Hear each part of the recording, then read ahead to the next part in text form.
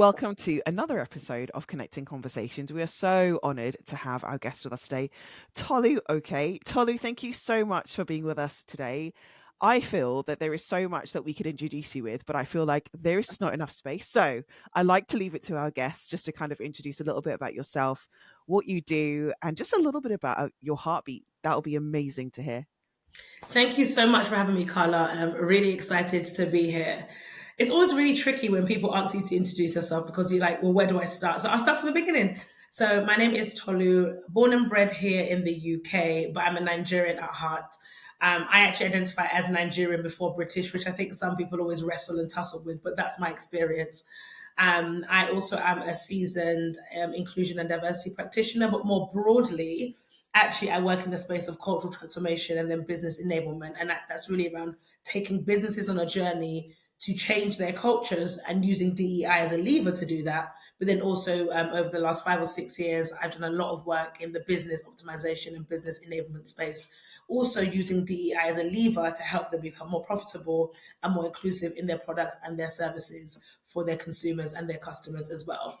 Beyond that, and actually the first and most important thing about me is that I'm a Christian, and that is a real anchor and guiding light in my path.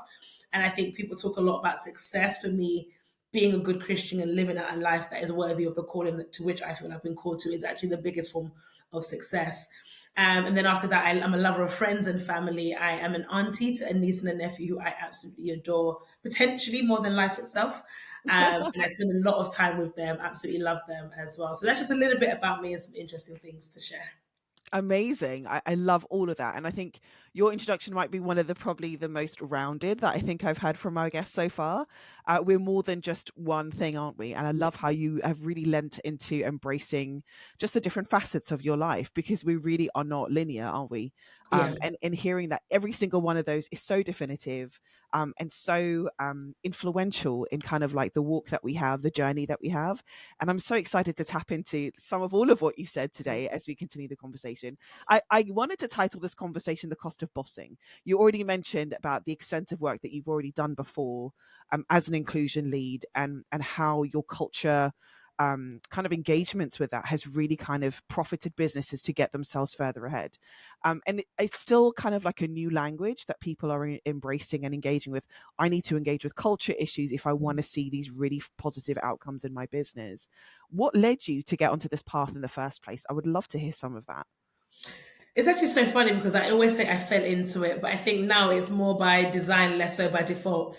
And if I fast forward all the way back to kind of my beginning, I did a degree at Cambridge and I did a history degree.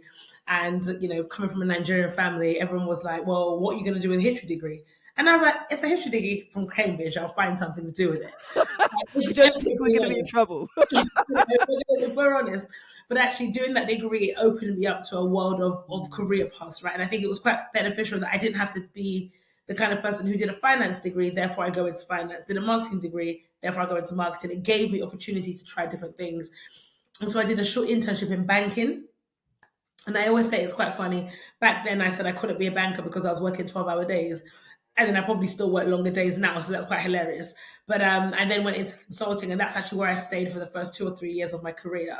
And that was a great foundation in terms of building the confidence to go into businesses, right? These are organizations like Lloyd's and Vodafone and BP, to go into those businesses, learn how to assimilate in a team, but then also learn how to engage with their business challenges head on.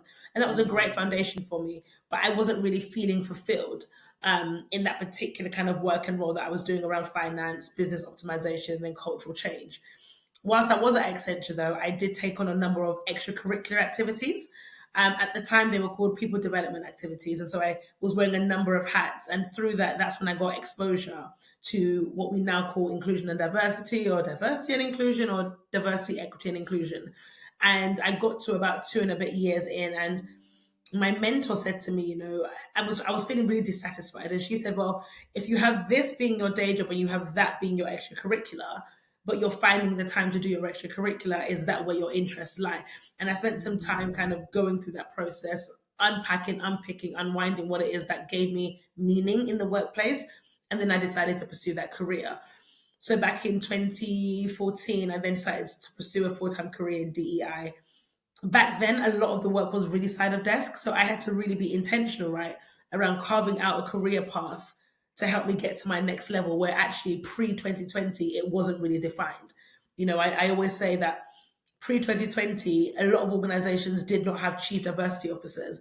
They barely had heads of department, let alone global heads, let Right. alone director level roles. So I had to be very intentional about building my experience in roles, making strategic moves, which sometimes people may not have understood, but it made sense to me. So I always say that I fell into it, but actually there came a point where it wasn't just about falling into it. I had to design a career path to get me to my next level each and every time. That is no easy undertaking, and I respect that so much. Is because I think your average person, if I may say, will not be inclined to like, well, I'm not willing to create a structure of something that I can't see is already there.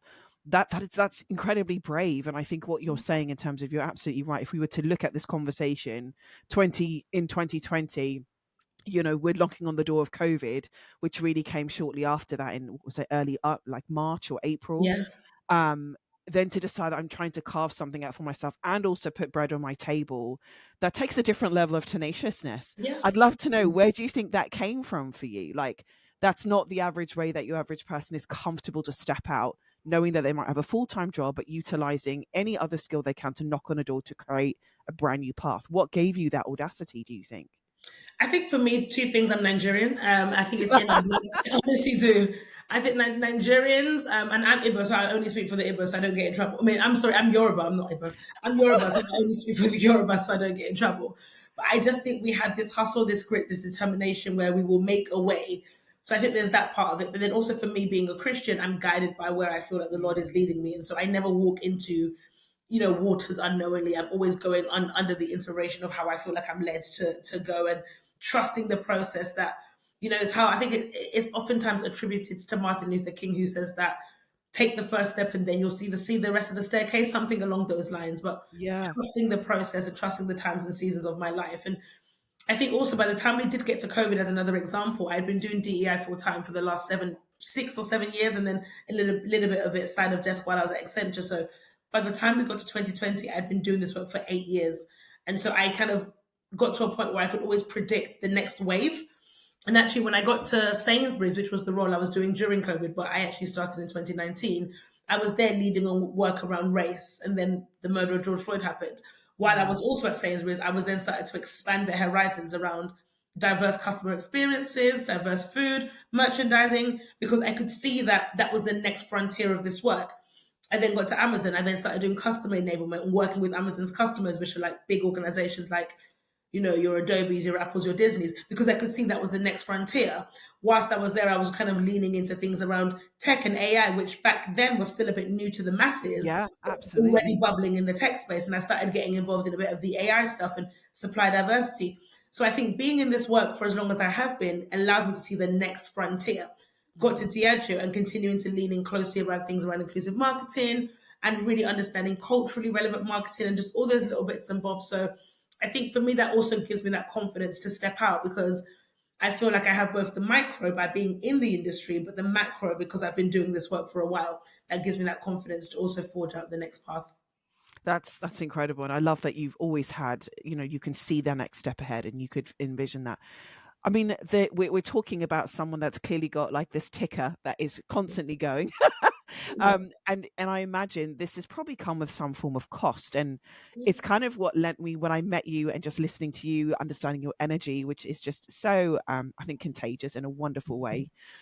It's like this kind of temperament, this kind of visionary attitude, and the work that it takes to keep that vision alive is not without cost. Yeah, And I thought, when I was thinking about what would we title this episode with Tolu, is let's call it the cost of bossing, because clearly you're bossing your way through life, carving pathways, bringing leadership to a space where no one even knew that it existed, because you had the vision for it.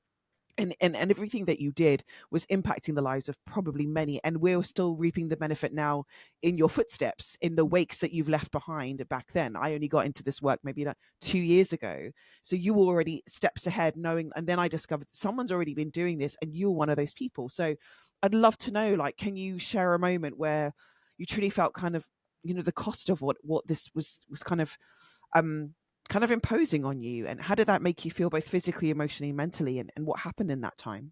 Yeah, no, thank you. That's a profound conversation, a profound question. And if I'm honest, I think it's a conversation that many of us doing this work discuss behind the scenes, but we don't always discuss it in Right. front of the camera.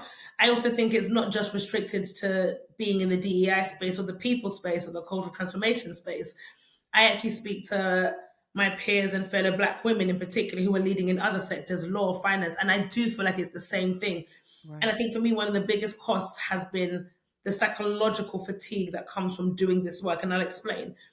Oftentimes, I'm hired into an organization because they respect the fact that I'm a thought leader, I'm an authority in this space, and I have a proven track record. But Hmm. then when you come into the environment, you're constantly then having to prove your seat at the table, prove your voice, prove why what you're saying is correct.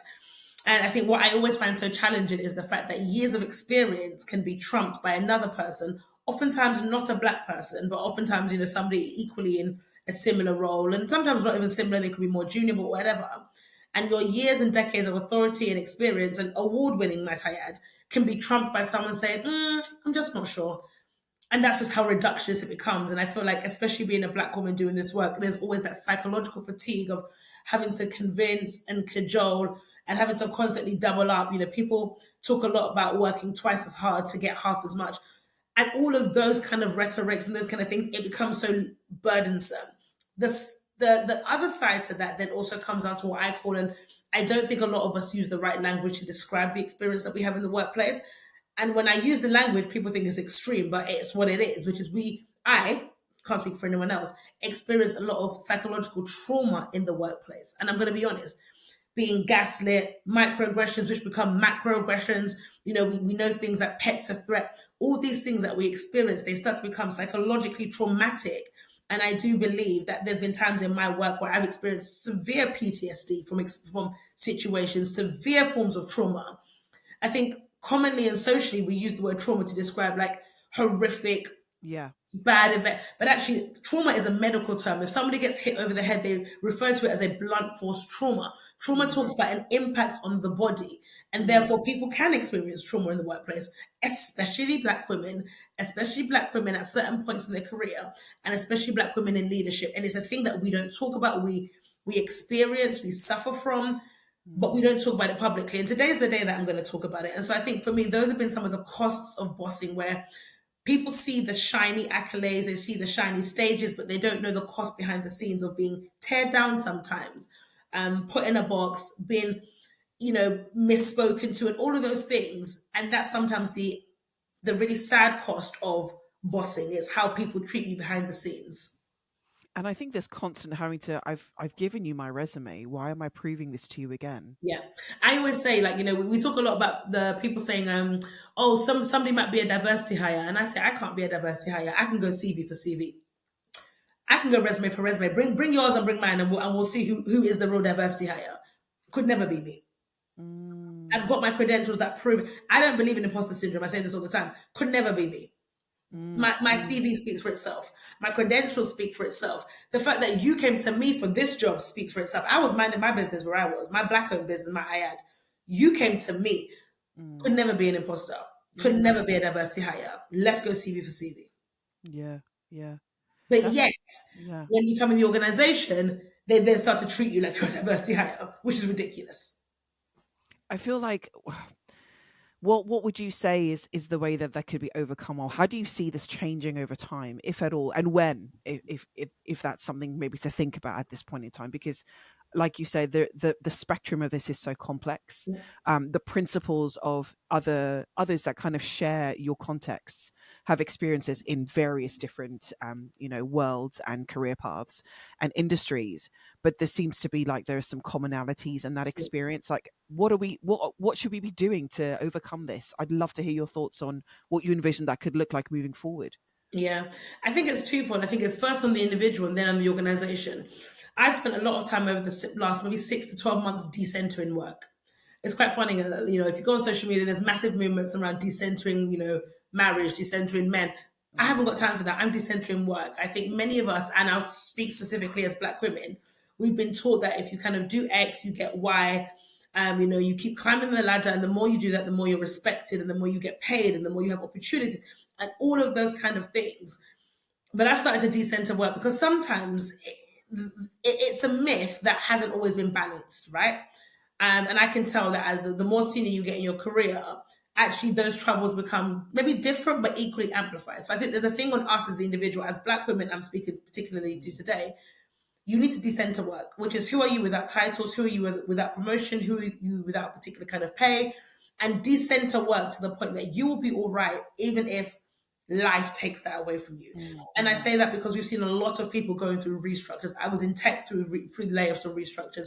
Now we're seeing it in the DEI space, right? So who are you when your identity isn't formed in work? That's the first thing. So there's a piece that you need to do, because then if you're able to decenter work, you might actually build up your resistance barrier to some of this stuff. I'll be honest with you. People always say to me, Tolu, you wear your heart on your sleeve, you care too much. And I do. It's how I'm made. I can't change that. But what I can do is start to thicken up my skin.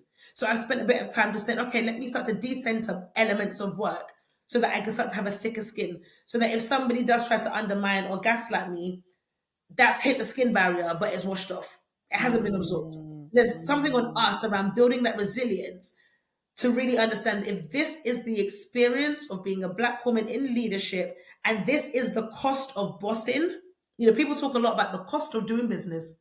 If this is the cost of bossing, then you're going to need to say, to continue to climb the ladder, to continue to go up the rung, to continue to get the pay, this is the price you are going to have to pay. You're going to need to, in your inner person, work on that. Come to terms with that. Build your resistance barrier to that. On the other hand, and this is really where the work that yourself, Cohesia, that the work that I'm doing is, this is where we come in, which is organizations need to change. Mm-hmm. However, and I can say this being quite frank, I don't think organizations want to change.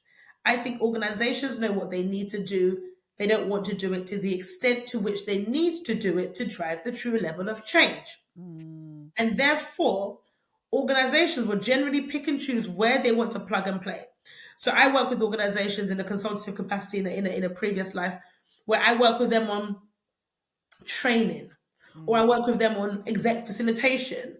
But nobody has ever once said to me, this is our bullying and our harassment record. We need to lean into that. People know that there's bullying and harassment. They don't, I've never had an organization in all of my years say, we know we have a very bad bullying and harassment record. We have a really bad victimization record. We need to do something about it. No, paper over the cracks. But let's look at the training. Let's run some great events. Let's hire a really expensive speaker to come and empower the women on International Women's Day. So organizations know what they need to do. They don't want to do it to the extent to which they need to do it to drive real and meaningful change. So then, therefore, in our work, we need to get organizations to at least meet us halfway. Yeah. And that's where the hardest bit is, which is getting them to say, this is the culture. We need to start to unpick the very things that you know to be true and to redesign that. And I think that's where organizations are resistant. Because to unpick culture is oftentimes like a woolly jumper or a scarf. You Mm. pull one thread, the whole thing ends up coming apart. Right. And that's Right. what organizations are trying not to do. They're trying to keep the thread and then knit around it.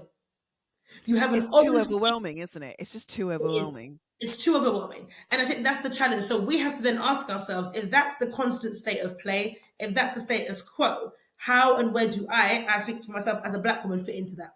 Is that Mm. something that I can deal with, and I can weigh up the pros and the cons, or I can't? So I think there's a bit on you as an individual to really review what it is that you're looking for from work and the environments that you're willing to be put in. I think for organizations, they need to really start doing the work meaningfully, Yeah. meaningfully. And I think that's the actual challenge that we're getting. What you're saying, just, I mean, I feel like I'm taking so many notes here, just so many notes to take, because I think not only is this applicable, as you said, to the professional work environment, this is life principles. Yeah. And no matter where we are, we can find these cultures that require so much transformation just from a human to human basis, Yeah. whether that's in the workplace, whether we're navigating this in our churches or we're navigating this in our communities, Yeah. whatever that looks like. These are so many things. And I think that leads into kind of where I would like to go next, which might be a bit more of a personal take. And I think you've mentioned you're so open about your personal values and faith. I think it'll be good to go there.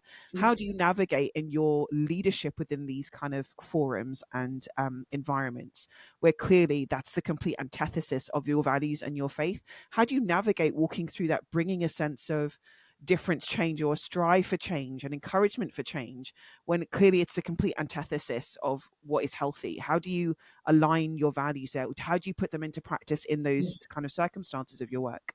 Yeah, I think a few things. The first thing for me is, as a believer and as a woman of faith, I always think of Colossians 3:23, which talks about whatever your hands find to do, do unto the Lord. So I know that my vocation is not just a paycheck; it's Mm, ministry.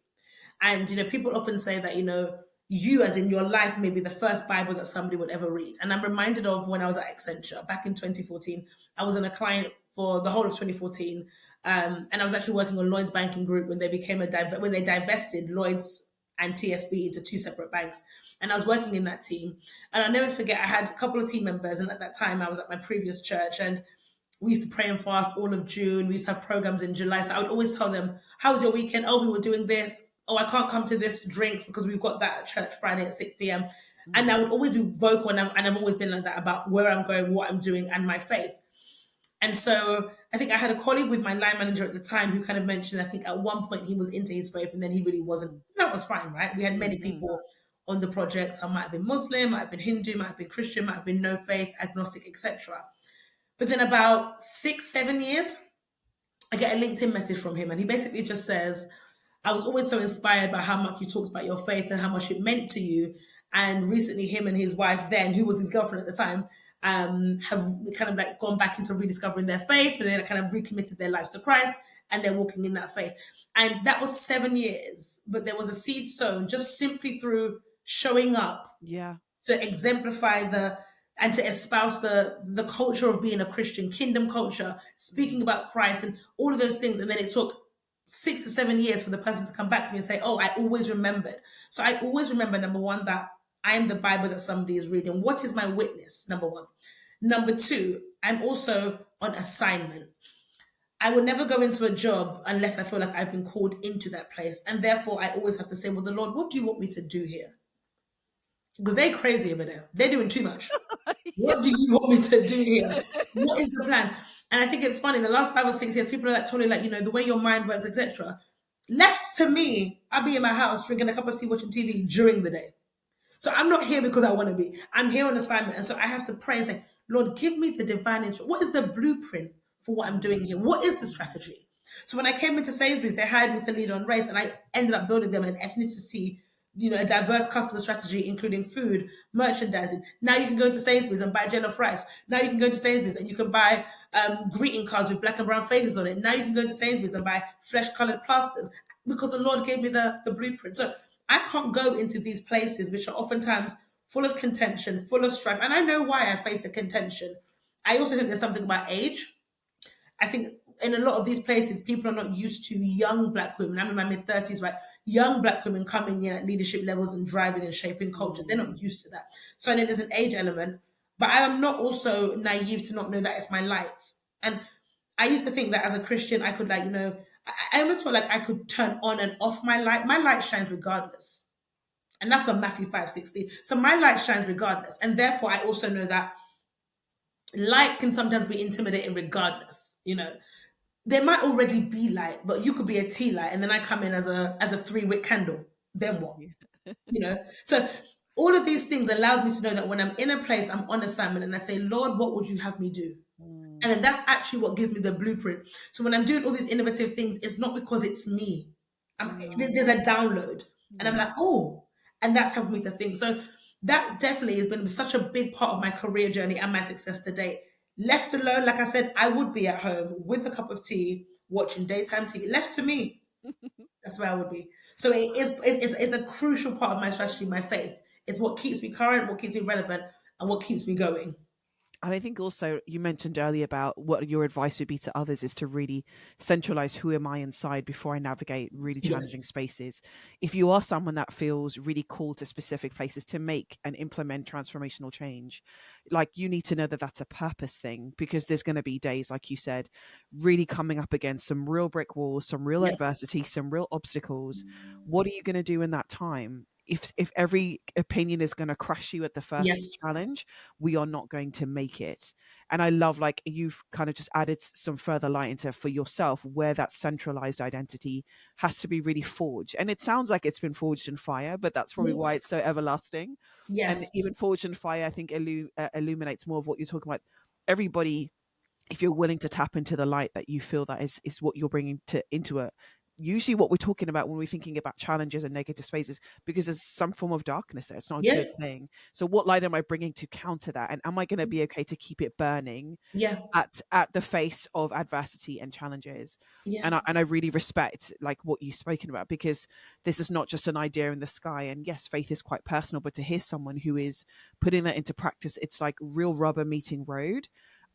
I think that will be encouraging for people to hear, actually, and maybe have a different perspective on like yeah, actually the role of how central faith can be for people in terms of the work they do and the lives that they're living. I yes, would love to talk about, if it's okay, just in these last couple of minutes or so, if there was a dream that, real transformation in corporate spaces was down to you, what would you love that to look like, particularly for Black women that you feel so strongly that you are representing, advocating for, making leeway for? Like, what would be that ideal kind of transformation look like in your view? yeah. For me, my dream and my hope would be that Black women are in places where they are respected. Because there's one thing to have a seat at the table, but if your voice is not heard, then there's just no point. Anybody can sit at the table. Is where Black women are truly respected for their excellence, for their greatness, for their opinions. Black women are given the space to thrive. But Mm. actually, and this is really where I'm coming in, that Black women are given the space to fail. One of the costs of bossing is that you always feel like you have to know the most in the room. You have to be one step ahead. You have to be thinking about every different alternative path. Because sometimes it feels that as a Black woman, especially doing my work, you can never say, I don't know. My gosh. Or You make a always have to have mistake. an answer. And Black women need to have the safety where we don't know, but we can find out. We don't know, but we can learn and be given the room, just like, even white men, white women, Asian men, Asian women, Mm. to be given the room to also show up, to learn, to be invested in, to be poured into. I also think that we should also be prioritizing, and this is probably for another conversation, our families. I think too many women have constantly find themselves stuck in the middle of the road between career and family. And Mm. we go to a lot of panels, and primarily it's white women talking about, well, can you have it all? But they've got husbands at home that have generational wealth that are doing the all. And actually, I think for us as Black women, my dream is that we can have it all, but we also understand and take a moment to think about, well, what does all mean to us in the context of our communities and our culture, right? Because it's completely different. So I also wish that Black women can also have that choice to be able to have it all, to have the support systems, to be able to make the decisions without always feeling that, okay, especially Black women who are breadwinners, right? Because we're not going to talk about that today, but that's a thing. Sending money home, supporting the whole family ecosystem, all of those different pressures. And I honestly wish that Black women could just have a soft life. No strife, no toiling, just ease, just feeling fulfilled, being at rest, being at peace, feeling that they can self actualize in all areas of their life without having to compromise. That's actually my dream for Black women. And I think, in particular, that over the next few years, and I do suspect, and like I said, I'm not a prophet, but I do suspect that we're gonna see more of this, more and more Black women decentering work. I think we're gonna see more and more Black women decentering work, potentially choosing not to keep climbing the ladder because the cost of going higher becomes too much. Mm. And I also think we're going to see more Black women setting up their own businesses and choosing to engage with the workplace on their own terms. Those are the three things I think we're going to see. That's so exciting. And what would you like ideal leadership environment to look like also for women that are in this context? Because I think what you're talking about, just work decentralization, whole other thing, the cultural also implications of what does it mean for us to actually be supported and have it all and climb and be seen as, there's a lot. And I love that you mentioned that just because I may not come from a Western Caucasian background or whatnot, what that looks like in terms of having it all for you looks very different from me, particularly if you're part of a diaspora or you're part of another ethnic community. That the cultural intonations for that have multi layers of the expectations that you're facing from Yes. home, and you're trying to survive and make your way of success in a Western environment. Yeah, And I think that is a very important conversation. Like you say, that is a whole other conversation by itself. But in definitely. terms of like there's so many levels to that, and you are someone that has occupied strong leadership spaces. What could that look like, or what would you hope that looks like for others that share your context? I think, and I did a LinkedIn post about this a couple of weeks ago. I think more Black women need to engage with white men. I think sometimes we're trained to almost fear or be scared of engaging with white men because they are the quote unquote ultimate upholders of whiteness and patriarchy. And so a lot of the work that we do in the DEI space, the leadership spaces, we talk a lot to minority groups.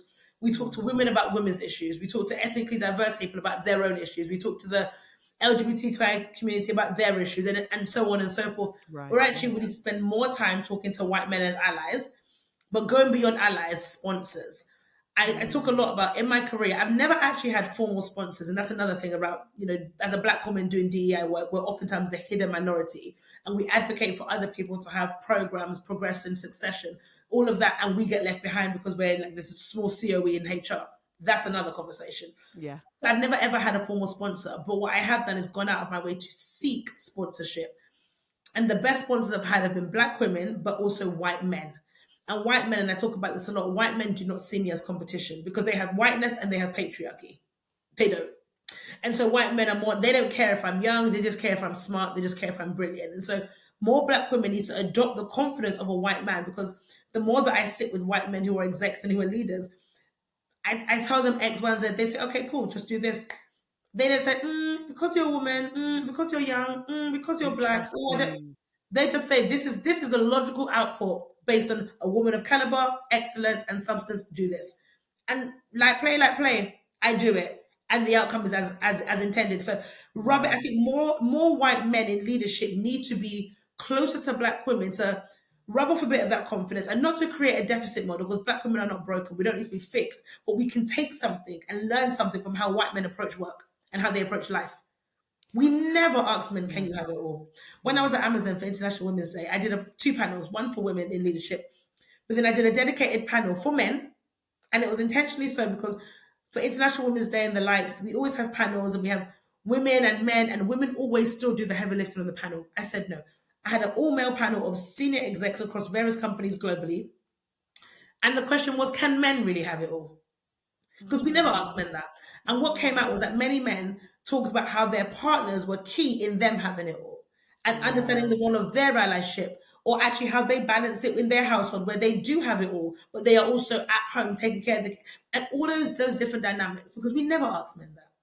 We just assume that men can have it all. So actually, there's something that we can learn as black women, being close to white men, whether in a mentorship, but ideally a sponsorship, maybe even a friendship capacity, where we can start to up our perception, right, and widen our aperture of what it could look like if you live Mm. life through the eyes of a white man. Become more audacious, become more bold, become more risk taking as well.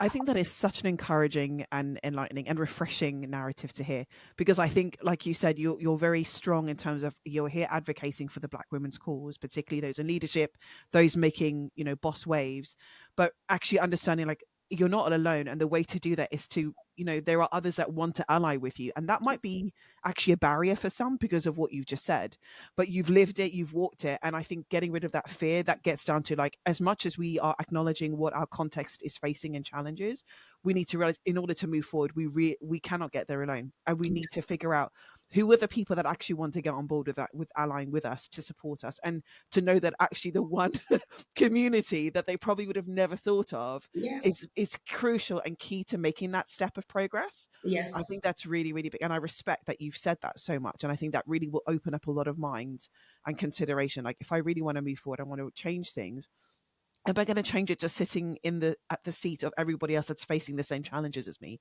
or do we need to do something different? And I think Yeah. you've just raised that really, really well. Tolu, this has been such an incredible conversation. I feel like I don't have enough time to take enough notes. I need to go back and listen to everything you said, because there is so much, and I'm honored by all that you said. I'm honored by your experience, your authenticity. You're willing to be vulnerable about actually what it costs, and also your tenacity in terms of, I'm not settling for anything less than the best, because you rightly Yes. deserve it. So I just want to really give credence to that today in this conversation, and thank you for sharing that so openly and boldly. And one last question to leave you with before I let you go is, what's the personal legacy you, Tolu, wants to leave in just the worlds and the kind of like the mission spaces that you feel called to right Yeah. now? Thank you for having me. It's been amazing. And this is the first time I think I've been able to speak so candidly about my experience at work. And it's been really liberating as well. So thank you so much for the space to do that. In Thank you. terms of legacy, it goes back to my LinkedIn bio. So on LinkedIn, it simply says that I believe the world will change because I've lived. I will change the world one life at a time. And it's really that. I honestly believe that people who have really changed my life, it's been done on a personal one-to-one basis. It's my history teacher, Miss Loftus. Shout out to Julie Loftus, wherever you are. It's Amazing. my former pastor who passed away, but shout out to Pastor Michael because he left such an incredible legacy. It's there are key people like my big sis and mentor Sarah Nelson, MD at Sainsbury's, my big sis Hannah Reid from Apple. Like there are people who have made such they poured into me on a person by person basis, and because of that, they've changed the trajectory of my life. And I want to be that person for other people. It can be in my day job having safe space conversations with colleagues and helping them to navigate their way. It can be speaking to one person, which opens up the door for us to rewrite a policy that therefore enables tens of thousands of people to have a different way of working. But it can also be in the Christian space through ministry, through some of the prayer groups that I run, the preaching, the accountability groups that I'm in. It can be in travel and meeting somebody while I'm traveling and then having a conversation that I learn from them and they learn from me. I'm so into the one. I'm so into the individual experience. And I believe that I always say that meeting me is an experience. You're never going to meet me and say, "Oh, have we met?" You're lying. You met me because you know. If you met me and I was on full form, don't. I don't know. I can't remember. Lying, lying. Don't try it. You met me. But in all seriousness, like meeting me is an experience. So we used to call it in uni the Tolu experience, and bringing the Tolu experience to people and changing their life Mm. because of that. That is what my legacy to be. That there are people who'll be like, "Oh yeah, I once met Tolu, and we had a great conversation, and that blessed me, and that's it." And you do that multiple times, and that in itself becomes a legacy. So that's really my thing, changing the world one life at a time. And I can verify I am no exception to that experience whatsoever. Tolu, this has been so incredible. Thank you so much for sharing everything that you have. If you're interested with connecting with Tolu, please find her socials and her connecting, her LinkedIn profile, everything else. If this is someone that you want to align with, mentorship, working together, she might be able to really bring strategy and whatever you need, like get in touch, please don't, and follow us and subscribe. Thank you so much, Tolu. It's been such a pleasure. Thank you, Carla.